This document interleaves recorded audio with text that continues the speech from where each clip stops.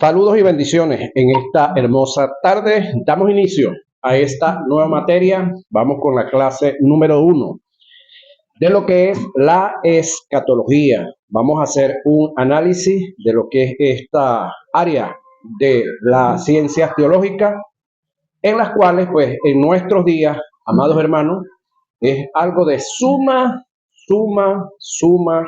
importancia. Hay gente hablando y diciendo que Cristo lo que le falta ya es venir, porque todas las señales para su segunda venida ya están dadas. Eso lo dicen gente. Vamos a ver si nosotros seguimos repitiendo lo mismo en caso que lo estemos repitiendo después de que terminemos la guía. Vamos a ver, vamos a hacer un análisis. Y lo otro, vamos a ver si esa gente que están diciendo eso dan en la razón. Que de paso, tenemos gente, mire, con soles aquí o estrellas. Y con todo y que tienen soles y estrellas ahí, pues están como rodille chivo en cuanto a esa área de la teología. Escatología. Escatología bíblica. Eventos del porvenir. La base bíblica que tenemos para dar inicio es Apocalipsis 1:1 al 3. La revelación de Jesucristo que Dios le dio para manifestar a sus siervos las cosas que deben suceder pronto, y la declaró, enviándola por medio de su ángel a su siervo Juan, que ha dado testimonio de la palabra de Dios y del testimonio de Jesucristo y de todas las cosas que ha visto. Bienaventurado, oiga esto, feliz 3 veces, el que lee y los que oyen la palabra de, oiga esta expresión, de esta profecía, pendiente con esto, de esta profecía, y guardan las cosas en ella escritas, porque el tiempo está cerca, ¿sí? El tiempo está cerca. Importante tomar en cuenta cuando dice de esta profecía. No se está refiriendo a otro libro profético, sino solamente a este. Incluso hay un texto en Apocalipsis que habla de los que le quitaren o le añadieren a la profecía de este libro, no al resto de la Biblia, a este específicamente. Ahí es donde nosotros debemos de usar el entendimiento y saber que si dice a este libro, no se está refiriendo a la Biblia, porque la Biblia para el momento que el libro se escribe no estaba escrita. La Biblia se programa, se diagrama, se amalgama después. Por lo tanto, el que escribe está hablando del libro que él está escribiendo. Vamos a la introducción. Escatología. En algunos aspectos discute los eventos futuros que ocurrirán al final de la historia de la humanidad. Los temas tratados bajo este estudio son el arrebatamiento de la iglesia, la segunda venida de Cristo, la gran apostasía, la gran tribulación, el anticristo, la doctrina de los juicios, los galardones, las bodas del Cordero, la fiesta de las bodas, que no es lo mismo, la fiesta de las bodas no son las bodas, las batallas preliminar y postmilenial, la resurrección de los muertos en sus tiempos, el reino milenial y la era nueva que vendrá. Todos estos tópicos los vamos a tocar, los vamos a estudiar, los vamos a analizar dentro de lo que es esta materia. Aunque han surgido diversas escuelas en relación al tema, por lógica hay una que se sostiene y que registra la verdad absoluta y el pensamiento de Dios en relación a su programa con miras al futuro. En este estudio tomaremos en cuenta la hermenéutica como arte que nos presentan las herramientas, códigos y reglas y principios de interpretación que son necesarias para determinar cuál es la escuela que se presentará, se sostiene, de la escuela que se presentarán, se sostienen en el campo de la escatología. Etimología del término escatología. Vamos a verla. El término escatología es compuesto: escato, último, logía, estudio, que indica estudio de los últimos tiempos, que revela el futuro y tiene relación con el programa de Dios. A continuación daré una breve definición del término venida en sus diferentes aplicaciones en el lenguaje original, tal como se escribió. Etimología del término venida. Analicemos esto, que es así como un poquito confuso, pero esto es parte de lo que hay que analizar. En el lenguaje bíblico se utilizaron 4 términos en diferentes significados y aplicaciones y valores. Ambos términos se utilizaron en forma intercambiable para hacer referencia a la venida de Cristo por su iglesia y a su segunda venida para el establecimiento de su reino milenial. Pasemos a definirlo. Parousia, que indica hacer aparición, arribar, estar cercano o al lado de. Denota tanto una llegada como una consiguiente presencia. Es usada para referirse a la presencia física corporal. Su contraste es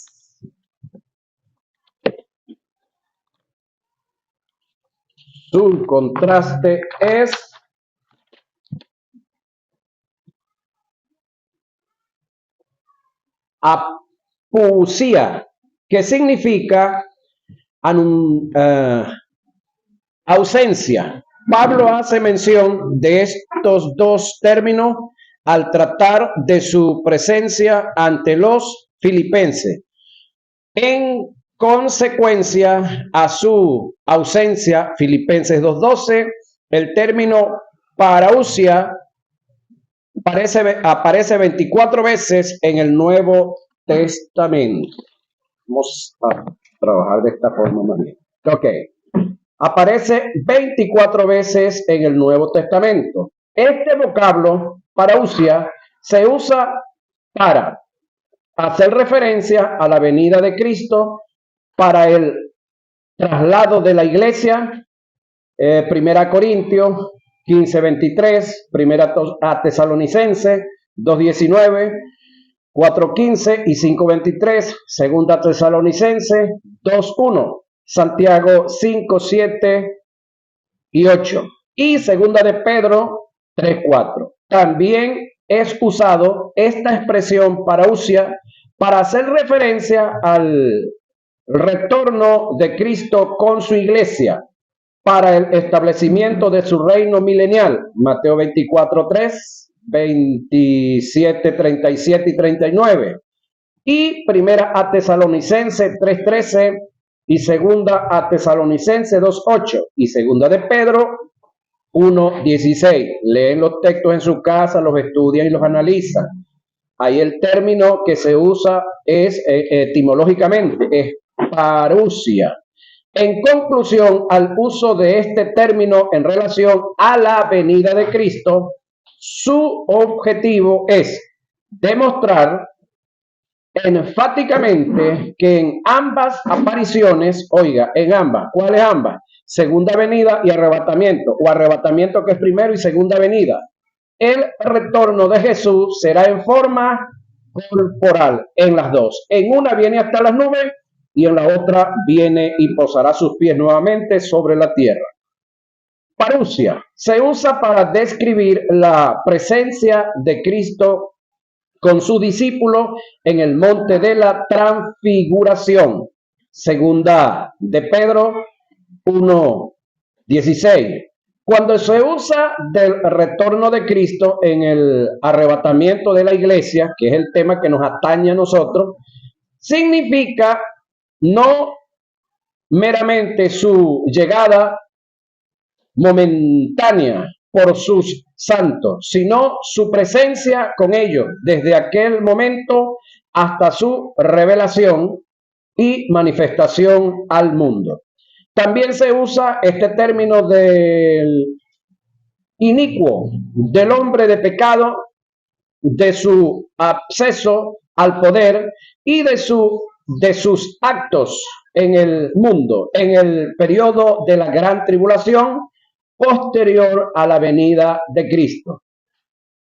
Ejemplo bíblico, Mateo 24:3, Primera a Corintios 15:20 y 23, hablando en este caso del anticristo. Primera Tesalonicenses 2:19, 3:13, 4:15 y 5:1 y 2 y 23. Segunda Tesalonicenses 2:1, Santiago 5:7 y Primera de Juan 2:38. Aquí la palabra parousia se refiere a la manifestación, presencia del anticristo también sobre la tierra. Fanero, aunque se escribe panero, se pronuncia fanero. Ser visto, brillar, aparecer, significa en la voz activa, manifestar en la pasiva, ser manifestado. Estos términos se usan frecuentemente en las escrituras como manifestar o manifestarse. Fanero se usa también como aparecer. Marcos 16:12 y 14, Primera de Pedro 5:4, Primera de Juan 3, 5 y 8. Fanero es utilizado para el ser manifestado. El sentido que tiene en las escrituras bajo este término es más que una simple aparición. Su significado tiene que ver con la aparición de los original, no es un pseudismo manifestado, es decir, es más que la copia con el sello azul, es el original, no es una copia certificada. Fanero, ser revelado en su propio carácter, es cuando se hace manifiesto lo original, es cuando en lo que se pone en evidencia no hay margen de error. Juan 3:21, Primera a Corintios 4:5, Segunda a Corintios 5:10 y 11, Efesios 5:13, Colosenses 3:4, Primera de Pedro 5:4 y Primera de Juan 2:28 y 3:2. Reitero, buscan los textos, los leen en su casa, los analizan y esto tiene que ver también con lo que venimos hablando de este término. Este término fanero solo es usado 2 veces en el Nuevo Testamento para hacer referencia a la venida de Cristo por su iglesia. En Primera de Pedro 5:4 y en Primera de Juan 2:28. En este último pasaje es usado en conjunción con el término parousia. Epifania, ¿se recuerdan de ese nombre, no? Tiene usted una amiga que se llama Epifania. He conocido algunas Epifanias por ahí. Tremendo nombre. Epifanía, un término compuesto, epi, traer, panes, a la luz, por lo que indica traer a la luz, hacer brillar. Mateo 24:27, Primera a Timoteo 6:4, Segunda a Timoteo 1:10, 2:8, 4:1 y 8, Tito 2:13. En el Nuevo Testamento se usa para hacer referencia a la venida del Salvador, cuando el Verbo se hizo carne. Segunda Timoteo 1:10.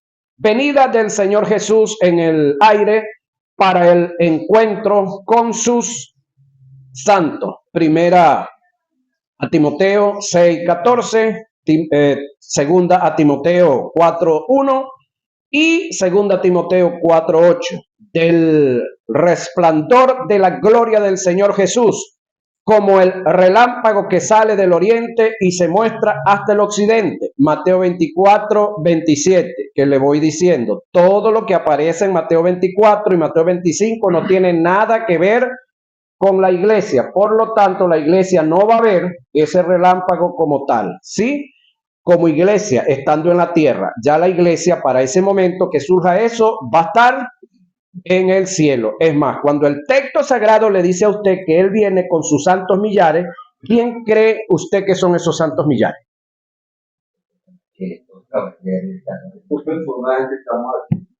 Que hemos sido transformados en cuanto a que esto corruptible ha sido vestido de incorrupción, esto mortal ha sido vestido de inmortalidad, y hemos recibido la promesa que dijo Juan, que seremos semejantes a Él.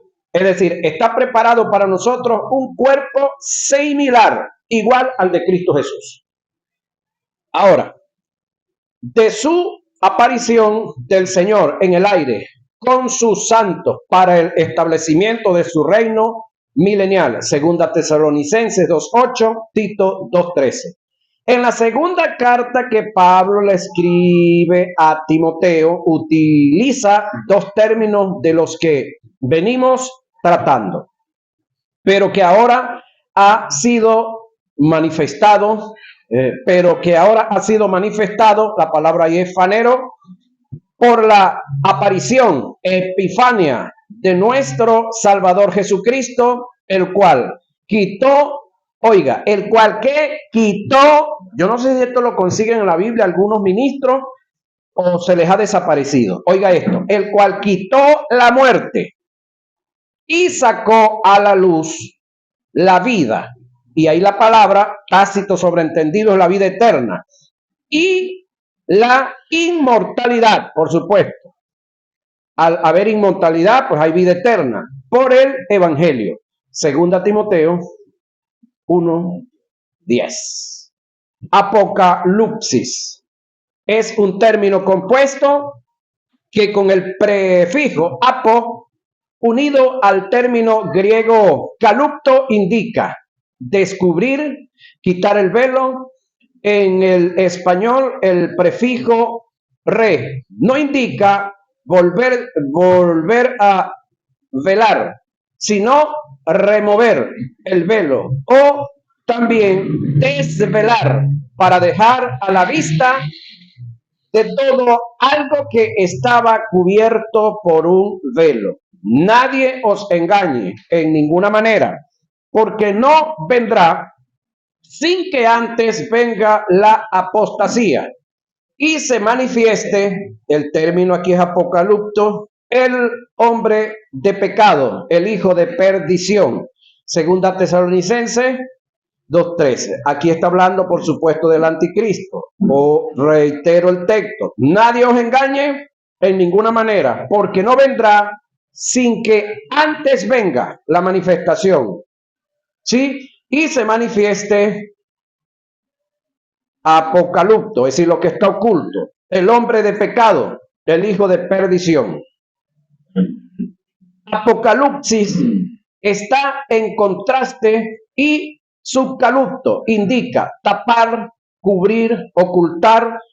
Estos cuatro términos que acabamos de presentar se utilizan tanto para el arrebatamiento como para la segunda venida de Cristo. Hay que estar pendiente en esto por eso, para implantar el reino milenial, para poder diferenciar cuándo es aplicable a uno de estos acontecimientos. Es necesario usar la herramienta como medios de interpretación bíblica. Ejemplos bíblicos para el arrebatamiento, que es lo que nosotros anhelamos, esperamos y estamos listos para ello. Primera a Corintios 1:7, Colosenses 3:4, Primera de Pedro 1:7 y 13.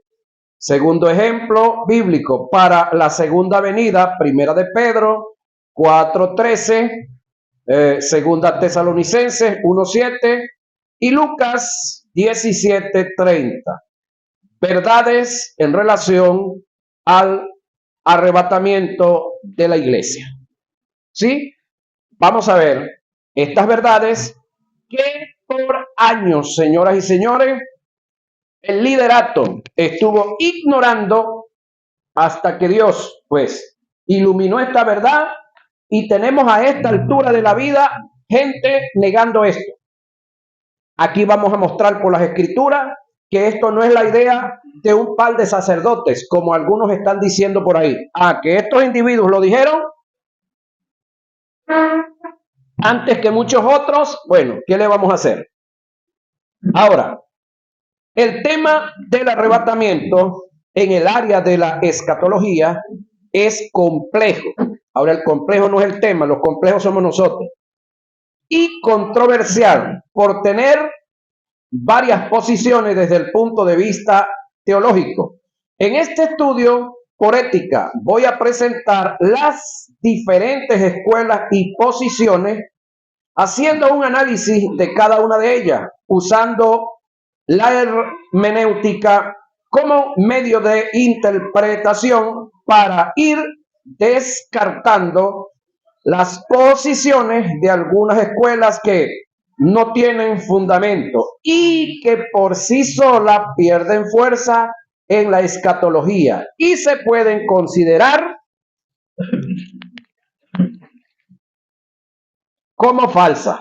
Escuelas que surgen de una eisegesis, que es cuando le damos a las escrituras nuestra propia interpretación, o en su defecto nace del hiperliteralismo, que es cuando interpretamos las escrituras en forma literal.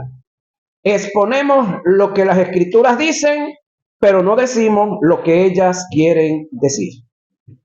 La posición más antigua con referencia a cuándo acontecerá el arrebatamiento de la iglesia es la post-tribulación, es decir, después de la gran tribulación. De hecho, ha sido la única posición del liderato y de la iglesia cristiana por 19 de los 20 siglos de existencia que tiene. Fueron las que defendieron los reformadores, aquellos de allá. Protestantes del siglo XVI, no fue después de la Segunda Guerra Mundial cuando se propagó la creencia muy popular entre algunos grupos protestantes que la iglesia no pasaría por la gran tribulación.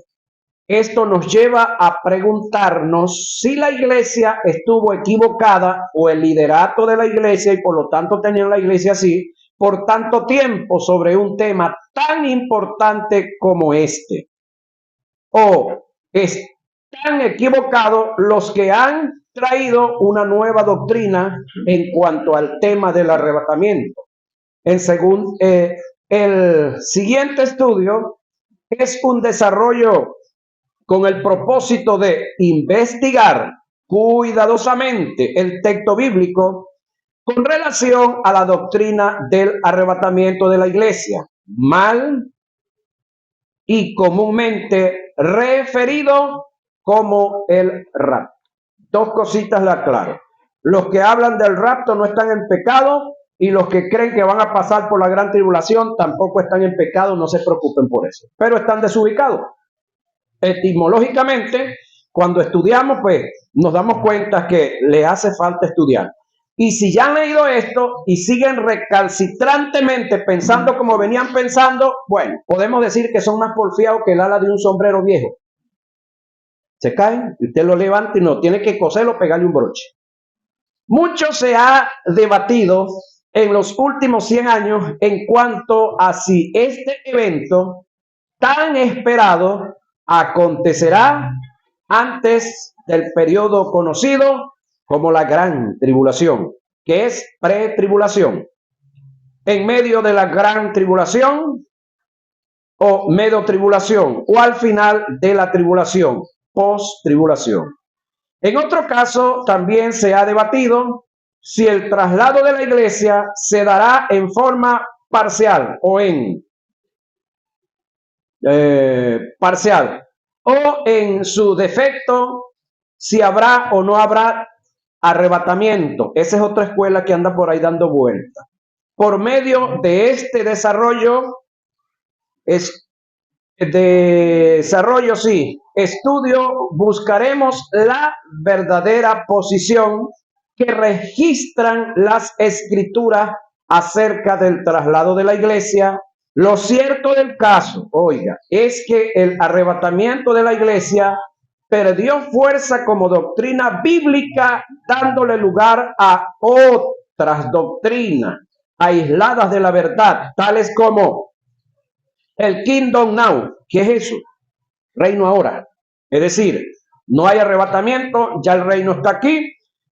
Dios está perfeccionando la iglesia a través de una digestación de apóstoles y profetas que hay por ahí ahora dando vuelta, que son más imperfectos que ellos mismos, y ellos piensan que a través de ellos Dios va a perfeccionar a la iglesia. Ahora, esos son los que andan con el Kingdom Now.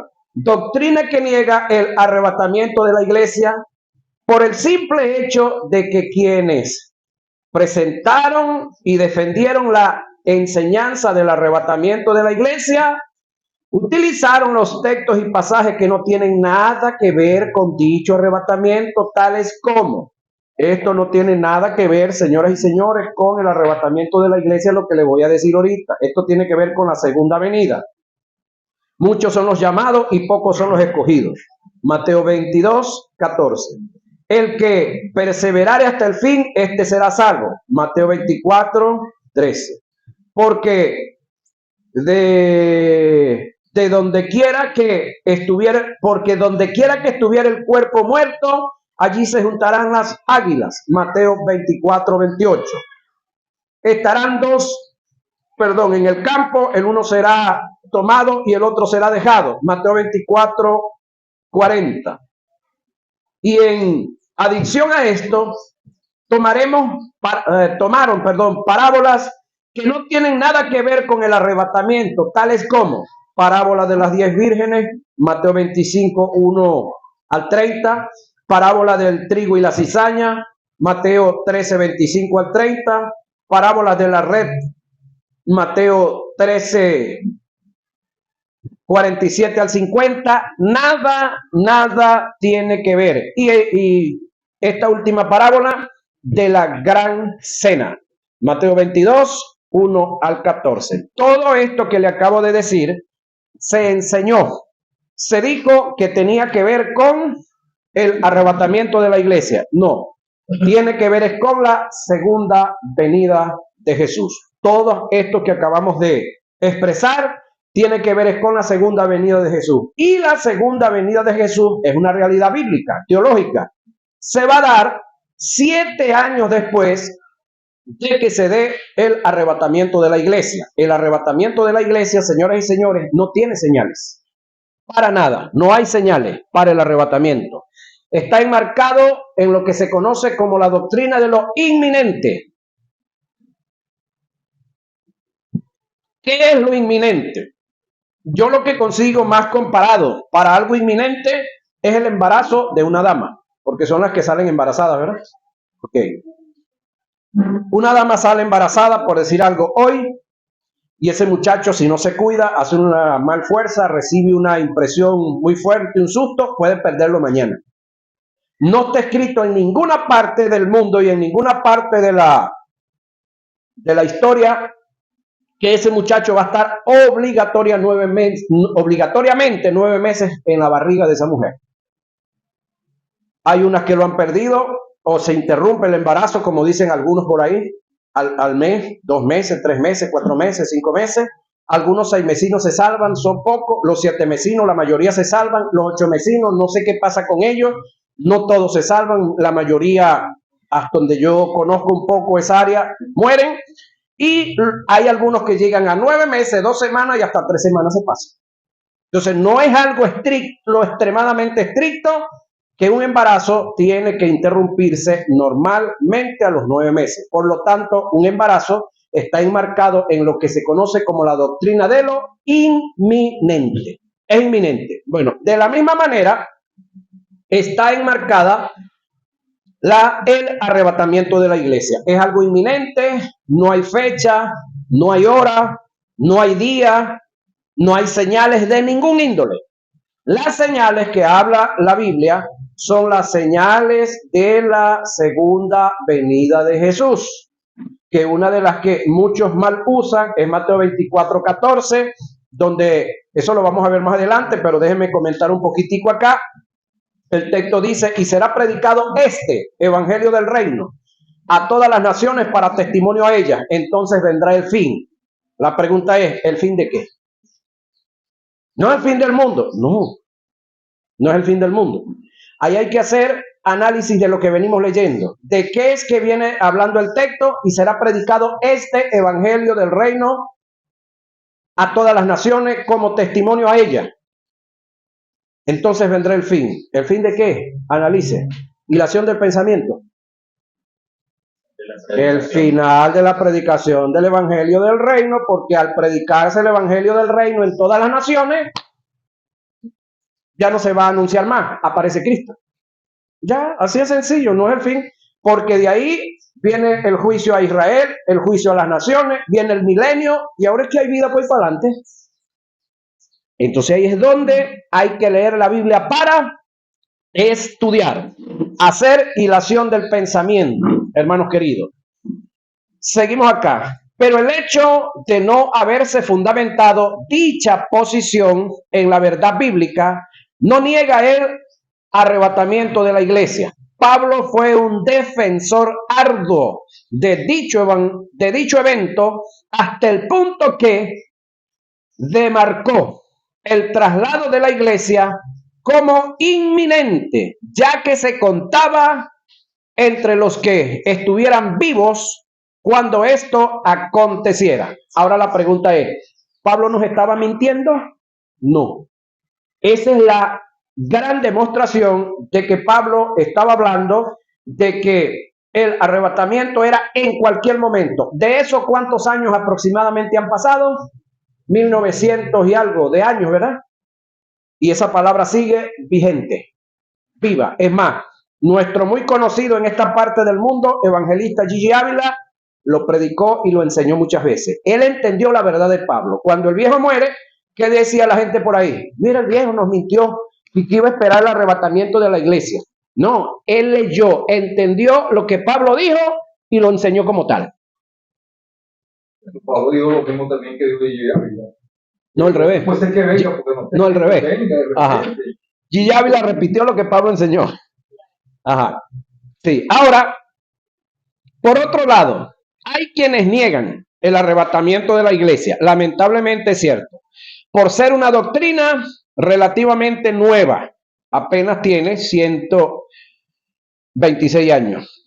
Que desde los tiempos de los apóstoles, en el comienzo de la iglesia, de los primeros cristianos, nunca antes se había tratado dicho tema, arrebatamiento, sino que surgió en el siglo XVIII.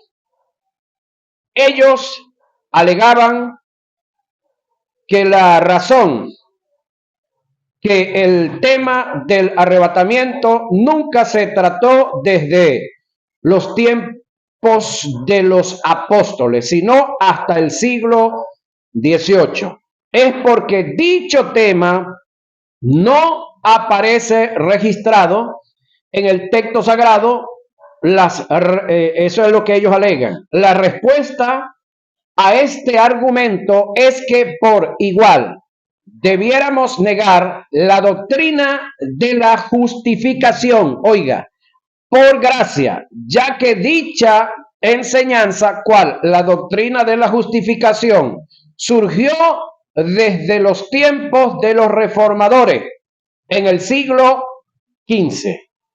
Nunca antes se había tratado el tema de la justificación divina desde el tiempo de los apóstoles en la era de la iglesia cristiana, sino después de el siglo XV. Esto no niega de ninguna manera que el tema de la justificación por gracia no es bíblico, por el hecho de que no hubo quien lo tratara o defendiera, sino después de tanto tiempo. Reitero, el tema de la escatología en cuanto al arrebatamiento, por tener varias posiciones desde el punto de vista teológico, es complejo. Vamos a presentar las diferentes escuelas y posiciones, haciendo un análisis de cada una de ellas, usando la hermenéutica como medio y principios de interpretación, para ir desarrollando las posiciones de algunas escuelas que no tienen fundamento y que por sí solas pierden fuerza en la escatología y se pueden considerar como falsas. Oiga, las escuelas, no los que enseñan y están aferrados a estas escuelas de pensamiento, porque le digo algo, hay algunos ministros que por circunstancias, por desconocimiento de las escrituras, están enseñando algunas herejías, están enseñando algunas áreas que no están claras, ellos no están claros y la están enseñando, y el hecho de que ellos estén enseñando una mentira sin estar claro si es verdad o mentira, a ellos no los hace ser falsos. Ellos sencillamente están equivocados en un punto. El problema está que alguien dijo una gran verdad, que una mala praxis de un abogado, encarcelamos al hombre. La mala praxis de un odontólogo, le sacamos el diente a la gente. La mala praxis de un médico, sepultamos el cadáver del quien fue paciente. Pero una mala enseñanza de un maestro se extiende. Una mala construcción, tumbamos el edificio y pues lo volvemos a hacer. Pero la enseñanza queda y se extiende. Y si el hombre tiene nombre, peor todavía, porque la gente defiende más el nombre del tipo que lo que está enseñando, porque no vamos a la fuente que es la Biblia. Una de las verdades que debemos tomar en cuenta para hacer un estudio exegético y conocer las verdades verdaderas de Dios, la verdad absoluta, el pensamiento de Dios en relación a lo que estudiamos, en este caso, la escatología, es entender que la verdad de Dios es única, es absoluta, no es variante, superflua, endeble, llena de especulación, de opiniones, no está sujeta al parecer de alguien. La verdad de Dios es veraz. Esto indica que de todas las escuelas que, vamos a presentar como posición teológica, solo nos quedaremos con la que se ajusta al pensamiento de Dios en relación a su programa escatológico.